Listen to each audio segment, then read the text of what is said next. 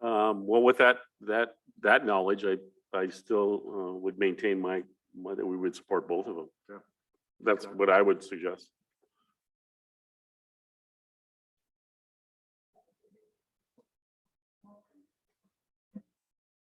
I'll make the motion, Mr. Chair, to start out with TWICO in their grant application.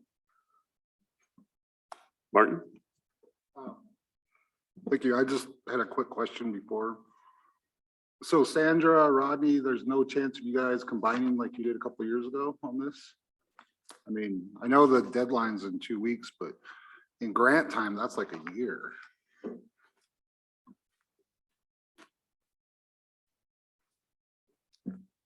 I guess I could answer real quickly. In the past, they used to have subrecipients. And so Amelia did some research and it looked like SKC applied and TWICO was a subrecipient. It now says you can't have a subrecipient. I do know that Rodney wanted to explain a little bit more about his grant, and I don't know if Sandra did or either. Yeah, but I guess what I would like to point out is they both, yeah, they'd be competing against each other. So it's possible that one might get it, one might not. So it's just the way it goes, I guess. So.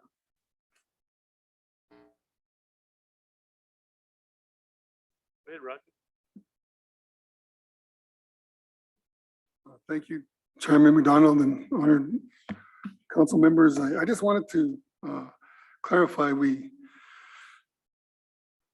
all of our partners are tribal entities. There's 5 of them, and every one of them, Tribal Health, Inclusum, Early Childhood Services, Kootenai Culture Committee, Salish Culture Committee, and we hire all tribal employees. We prepare students for tribal jobs. We've been pretty cooperative and generous to our partners. In Kusum had over so far 100K from us, 40K a piece of the culture committees. Early childhood and tribal health, it's supplies and materials and other in kind. You know, public schools have way more money and resources than we do to support their Indian kids, and this would just double their resources. We did an analysis a few years ago to a presentation to the Montana State Legislature, and we get about 50% revenue generated per student compared to public school. It's really an antiquated system. You factor in that when I started working at TWICO in 1994, we'd average about 8 descendants. Year before COVID, we had 36 descendants. This year we have 32 descendants. We get zero money from the state. We get zero money from the feds for those students. We educate them, but there's no money generated from those students because of the system. It's antiquated. They need to update it. They need to include descendants, but they pass the buck. That's the Bureau's job. Nope, that's the state's job because these students are citizens of the state of Montana. And I also feel that the college has lots of opportunities for other grants. Cindy worked for them and she has full knowledge of their resources, and she told me, I wonder why they're even going after this grant. For us, it's very limited opportunities. They're once in a blue moon, they're few and far between. When we call the grants officers, they told us that agencies usually don't submit 2 grants because they compete against one another. So I just wanted to clarify. I appreciate the time. Thank you. Thanks, Rodney.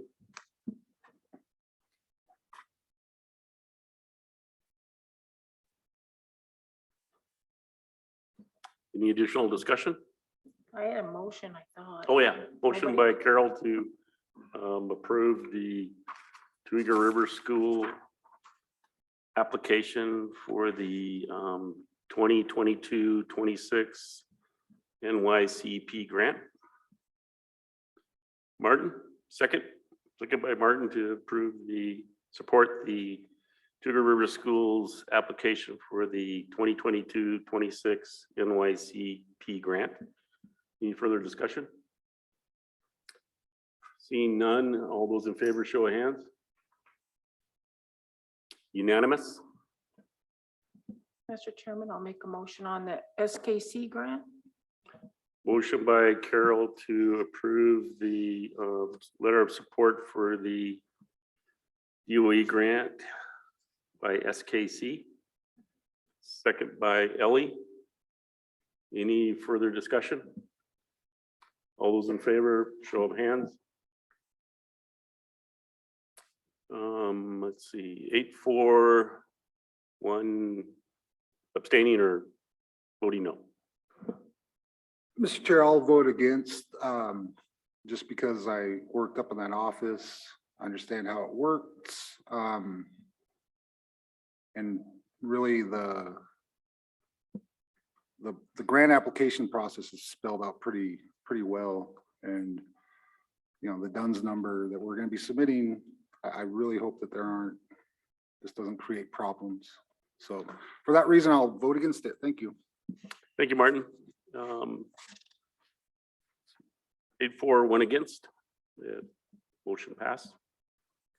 Thank you. Good luck. I hope you both get awarded. I really do.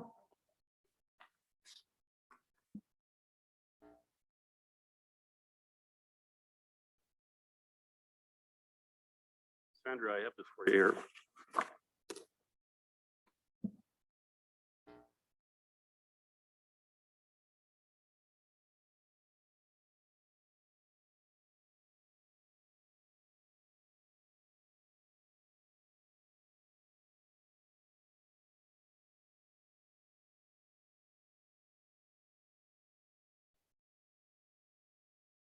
Okay, where we at? In there. All right, Lynn Ducharme's up. Good afternoon, Mr. Chair and the rest of the council. I've got a potential BPA resident fish mitigation property to present to you today. My issue brief's on page 25, but my presentation starts on 26 of your packet.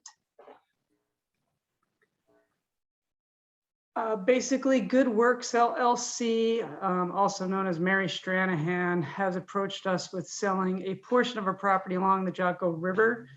It's the portion that's kind of behind the Hart, I think it's called Hart View, the pool area there upstream of the powwow grounds. She's looking at selling potentially 38, 39 acres. Tribal Council actually expressed interest in this property years ago, but they decided to not move forward at that time. And there's approximately 2,300 feet of Jocko River frontage on the portion that we would potentially purchase. If you look at page 27, you can see kind of the area in terms of where it lies in relation to other tribal lands that we currently own. And if you go to page 28, the yellow outlined portion of the property, oh, there we go. Yes, so that's basically roughly what we're looking at purchasing there, outlined by the yellow line. So you can see kind of the Hartview Center to the south there. And of course, Hartview Lane is, I don't know if you can see my cursor, probably not, but there. And so, yeah, we'd be looking at purchasing that portion of the river within yellow. They would like to retain that portion to the west that's outside of the yellow of the river. So today, the decision requested is that Tribal Council express interest in purchasing a portion of the Good Works property so staff can begin due diligence. And this would be, again, using BPA resident fish mitigation funding, and for Tribal Council to approve entering into a buy-sell agreement at appraised value should we get to that point and the seller is willing to accept appraised value. Go ahead, Lynn. Lynn, quick question here. Where is the legal access to the property? We are working on that. We're going to have to work with them on that. It's going to likely be, we're going to come into Hartview Lane there and then either peel off through their buildings or potentially find a route down the hill there. There is a 2-track now, but we will ensure that we have legal access to the property. So that access will be identified before we close on this? Yes, that access will be roughly identified. I prefer to actually outline it, prior to even beginning negotiate, in the buy sell that they will grant us it and at least an idea that, can be changed as long as it's mutually agreeable to both parties. Thanks, Lynn. Anita, Thank you, Mr. Chair. Lynn, I'm thinking, is this the property? I'm looking at Tammy Matnam right here and then, it looks like Mary's old place there, the former Klinkenbeard. And this property is over the hill and down to the river, if I'm looking at that right. I think that you come off of Jocko Road, don't you, is one of the access points? And then go Yes. back into the property and drop over the hill? Yeah, there is you're absolutely right. You'd come off of Jocko Road onto Hartview Lane, and that is the old Klinkenbeard place, kind of under where it says Good Works Ventures by the structures. That's where the old Klinkenbeard barn is. So you're right. There is a 2-track that kind of goes near Tammy Matt / Mary's place, kind of right there. I don't know though if that actually falls on Tammy's property or Mary's property. So once we get to that point, we're gonna have to survey this anyway to do a boundary adjustment. So we'll figure out something that works for everybody and gets us legal access. As a follow-up, when that place was portioned out, I think the easements came with it, but you'd be dropping through the 2 mat allotments there, and you could get easement off over that back road. But it's a good property. I would support it. Carol? So Lynn, is there BPA money? Yes, there is, Carol. At this point, BPA, their process changes all the time. At this point, they have pre-approved us pursuing this property. So yes, there is BPA money available for this purchase. Or do we need action? Okay, motion. Why didn't you say something? Mo- Mr. Chair, I'd second that, but in taking interest, but now I slipped the question I was going to ask, darn it.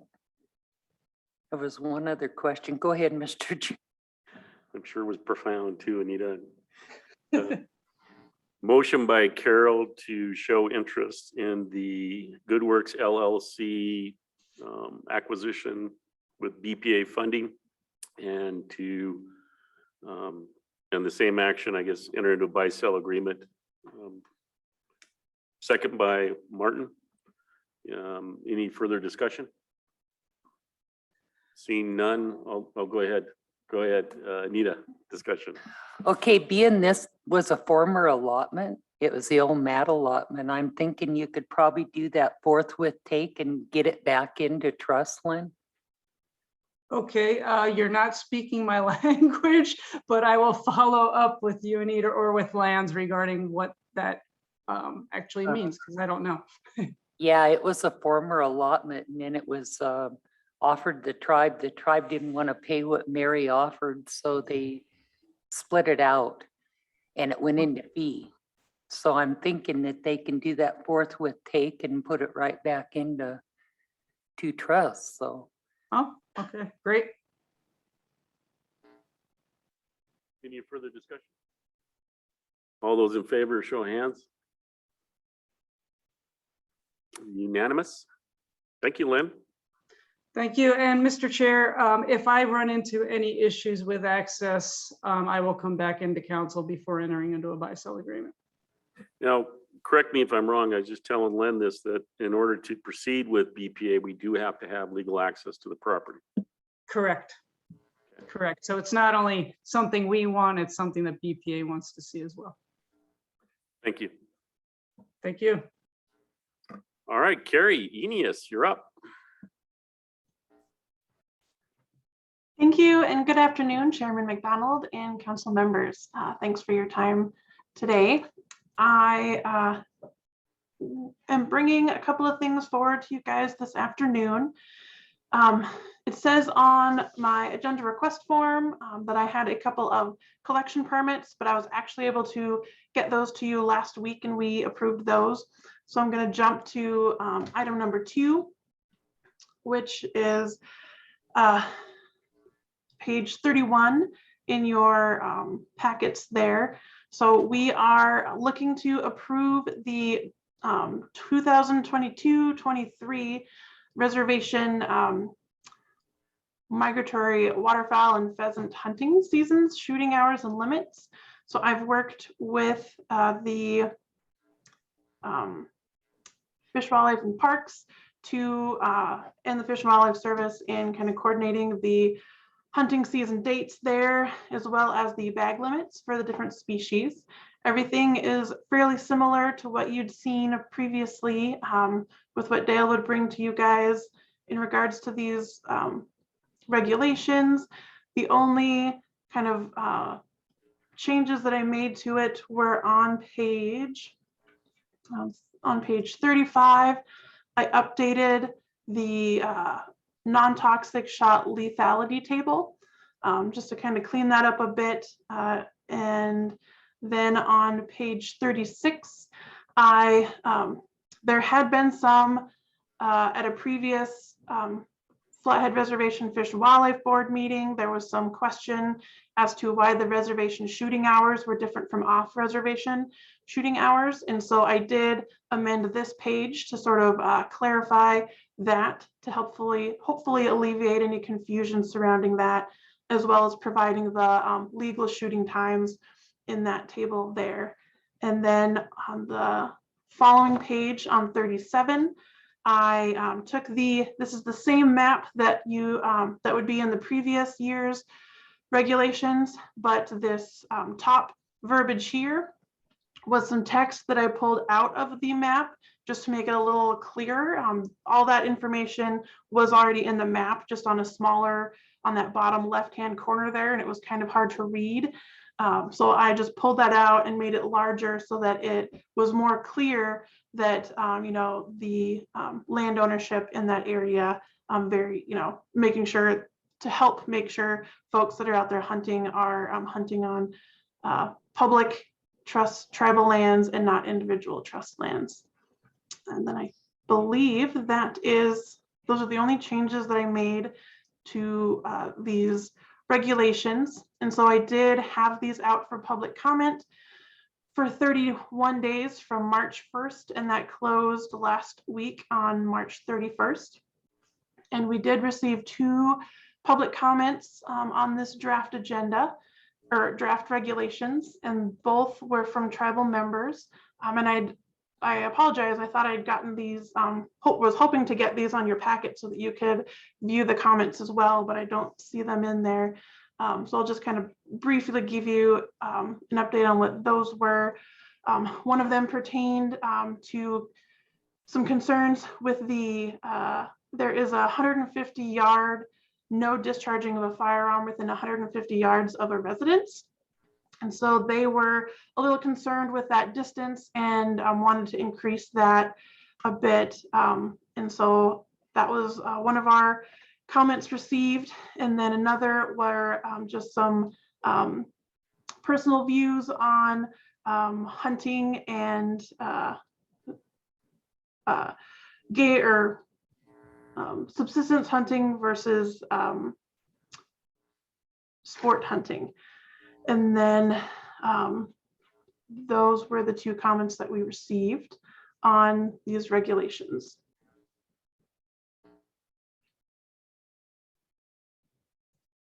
Any questions for Carrie on the migratory waterfowl and upland bird regulations for 22-23 season? Martin? No question, but I would make the motion to approve the pheasant, gray, partridge, and migratory waterfowl 2022-23 hunting season, shooting hours and limits. Motion by Martin to approve the 2022-23 migratory waterfowl, pheasants, gray, partridge, migratory waterfowl regulations. Easy for you to say. There's a second by Ellie. Any further discussion? Seeing none, show of hands, all those in favor? Unanimous? Thank you, Gary. You have more items though. Okay. I do, that's correct. Thank you. So moving along on page, so the next item is on page 39 through 42 in your council packets there.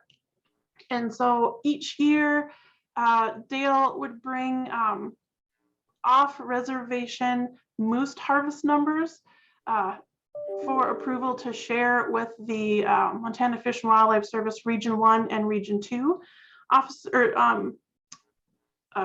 regional managers. And so this is a tool that they use to help designate moose harvest numbers in both Region 1 and Region 2, and the Fish and Wildlife and Parks are designated in those. So they use the tribal member or the animals harvested by tribal members in these regions to help them set their next year's, assess and set their next year's hunting hunting numbers in those regions for the public. And so both of these letters are just a kind of reference of what those what that data is. And this year, or I guess last year in 2021, we had tribal members harvest 4 moose off reservation, 3 of those from Region 2 in the Plains and Thompson Falls area, and then 1 from the Region 2 or Region 1, and then for Region 2 we had 1 taken from Darby.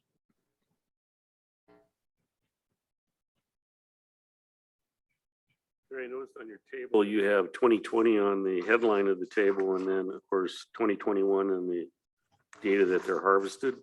Oh, I do see that. Let me see. Then I also had a question. I believe females are prohibited from taking, and we're reporting a female. Correct. Yep. And so that one, the permit number 226 there, it was a female adult taken, and that was addressed by the game wardens back last fall. And so that was, I believe, at our Fish and Wildlife Board, Reservation Fish and Wildlife Board, they'd kind of given some details on that case, but that there was a tribal member who came, who lives off reservation, who came and harvested that female, and then they did work with her through that case. Any questions? And then I will, yeah, thanks for pointing out the date discrepancies there. That should say during 2021 and then instead of 2020. Any other questions for Carrie on the moose reporting data?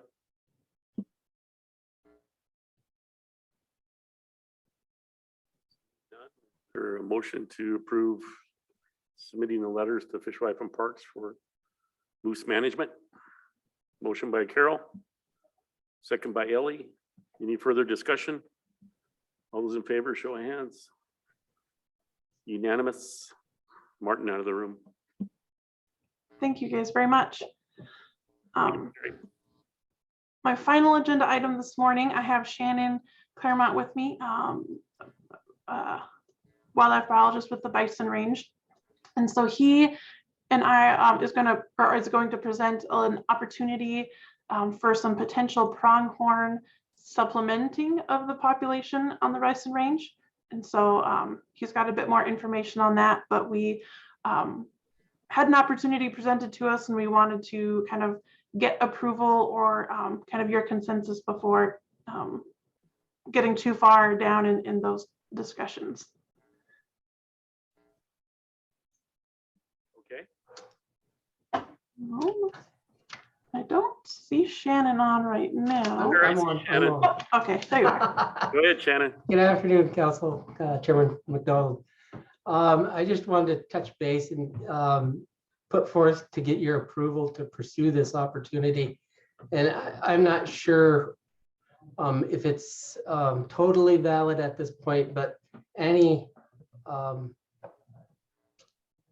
boy, Sorrell, that worked for the FWS at the Bison Range previously, thought there was an opportunity that we could possibly get some pronghorn antelope from Jackson, Wyoming through the elk refuge and help repopulate the pronghorn that are existing on the range.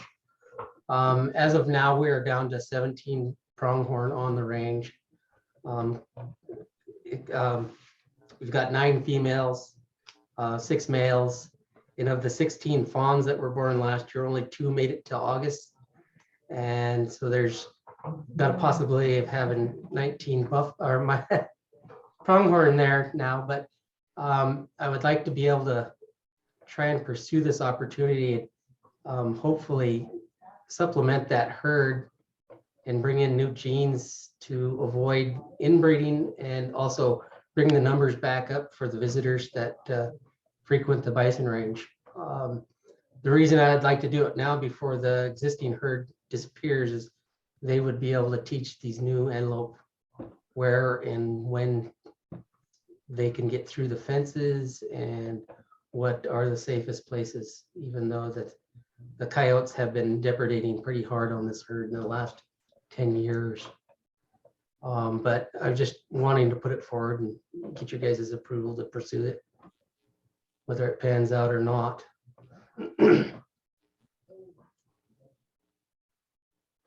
Any questions for Shannon? Is Steve Callan still at the Elk Refuge? I don't know. I haven't seen his name presented anywhere. Annie moved there in December, and she gave me the name of their game biologist over there. And I have yet to make contact with him to see what the fine details would be included in it and how much we'd end up having to put forward for this. But I would really like to check it out and see if it's worthwhile. Okay, thank you, Shannon. Is it council interest for Shannon to pursue this? See if it's feasible and what the opportunity is? Is that a consensus of council? If you have our consensus, Shannon, go forward. Thank you. Thank you. Go chase some speed goats. Okay, is that all you have, Carrie? That is correct. Yes. Thank you guys very much and have a great afternoon. Thank you, Carrie. Thank you, Shannon. Michelle, you're up. Good afternoon. Thank you, Chairman McDonald and the remaining council. I am excited to introduce Jingjing Sun and have her speak to you about the SELA project with our Lee Public Schools. And she also has Deb Hugginson and Nikki Graham with her today. Thank you, Michelle. Thank you, everyone. Good afternoon, Tribal Council and everyone here. Thank you for allowing me to share some update. So for our meeting today, I have 2 primary purposes. The first one is to share progress about our project. We have presented before, and along with me are our project coordinator, Nikki Graham, and our community member, Deb Hodgson. I also have a couple of requests to share. Before I get started, I would like Nikki Graham to give me a brief introduction or her perspective on working with me. Not like being put on the spot right there. Here we go. Good afternoon, Council.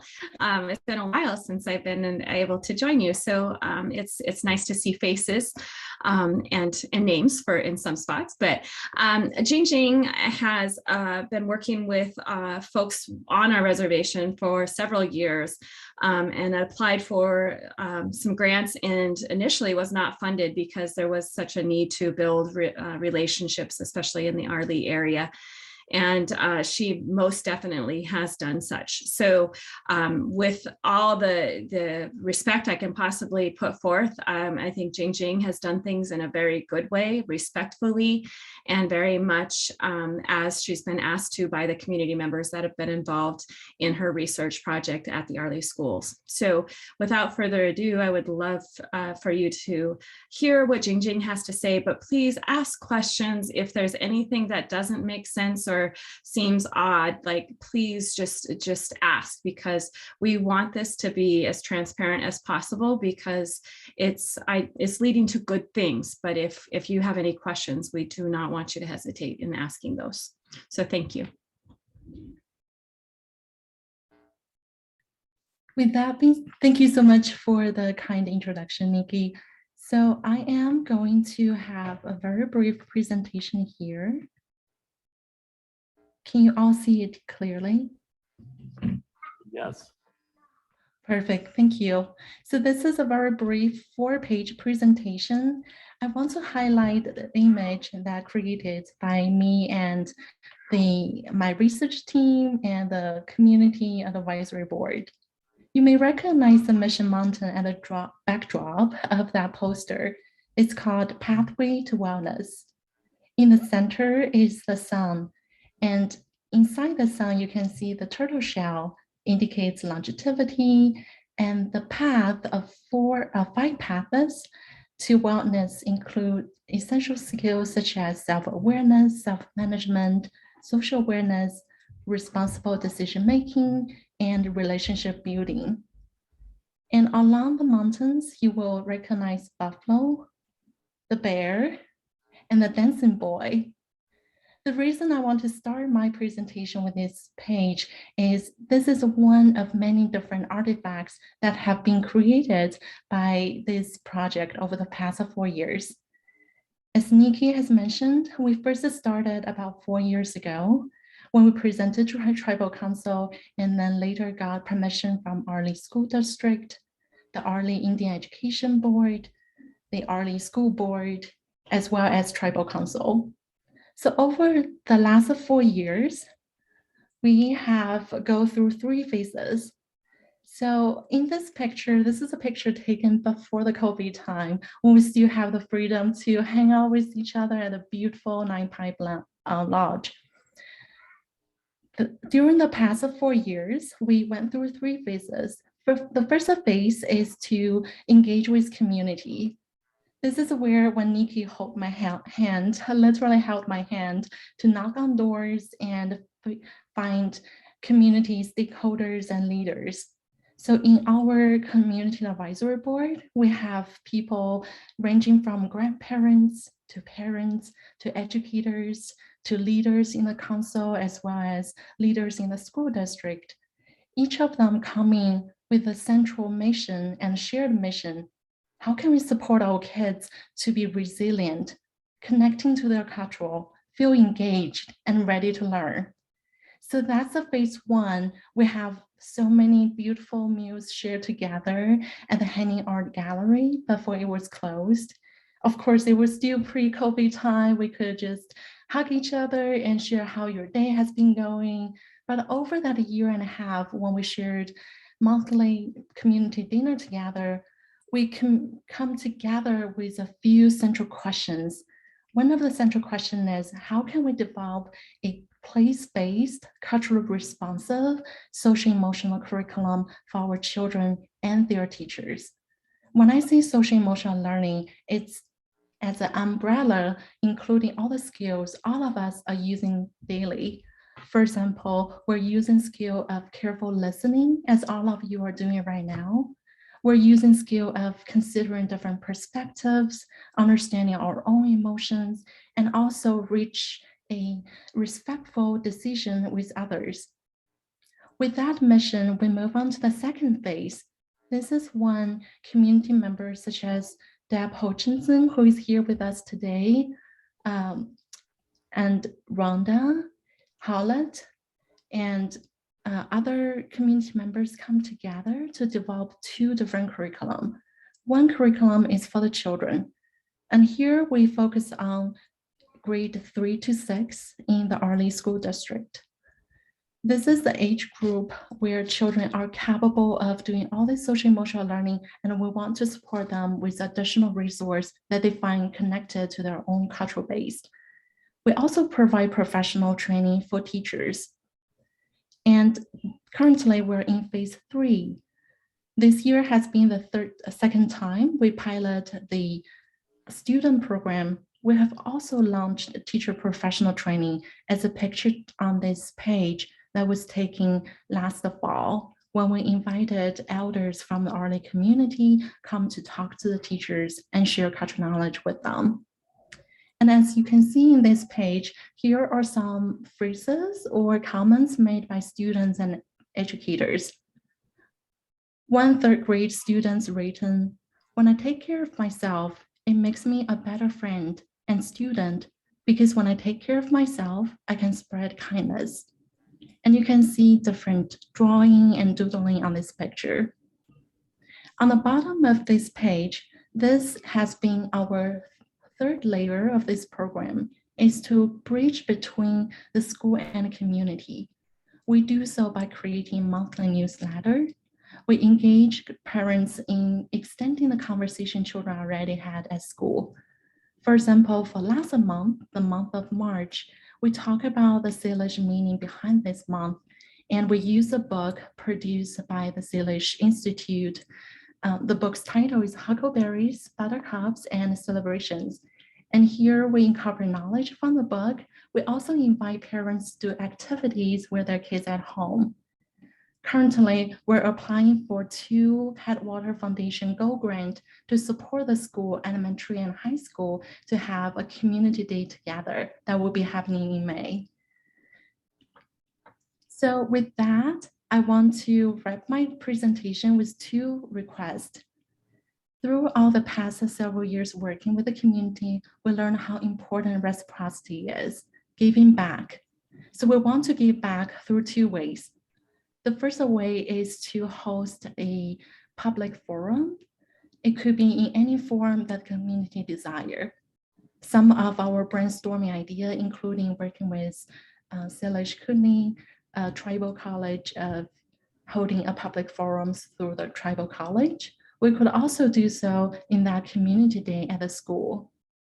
A second request we have is to share this work through peer review presentation and publication at journals and conferences. The reason we feel so strongly about sharing this work is not all researchers are doing this work as the way we did. We learned so much from working with community in day 1. It is not us, the university scholars sitting in our office trying to figure out what research question we need to address, but we come to the community and ask, what is that important to you and your children? And we want more and more scholars across the nation to realize the power of this community engaged research. Therefore, we hope to share this work with them through publications and conference presentation. With that being said, I'm going to end my presentation and stop share the screen.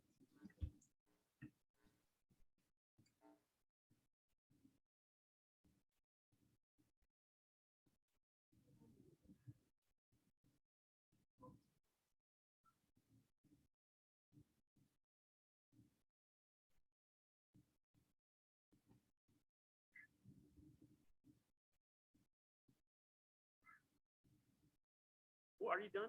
Sorry. I was signing some papers. My bad. I got sidetracked. Great presentation. So you're looking to share this presentation?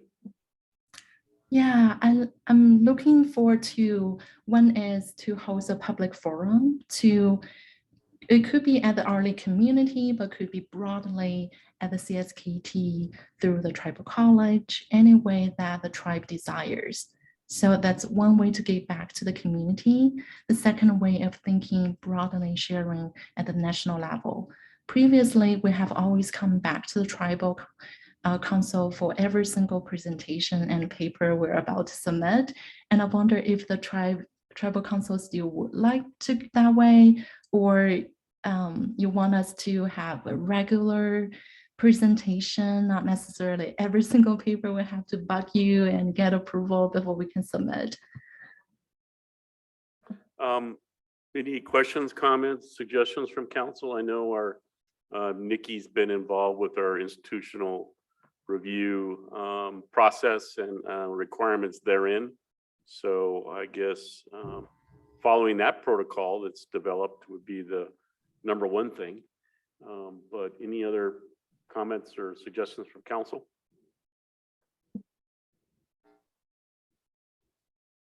Seeing none, it would be just following our process that we have in our institutional review committee Okay. process. Okay, yeah, our project has been fully approved by the SKC's IRB review board. Okay, that's great. Thank you. Great project. And share it with the folks that need to see it or be beneficial. Absolutely. Thank you. Thank you. So it's approval, I guess, as I have these two requests. I'm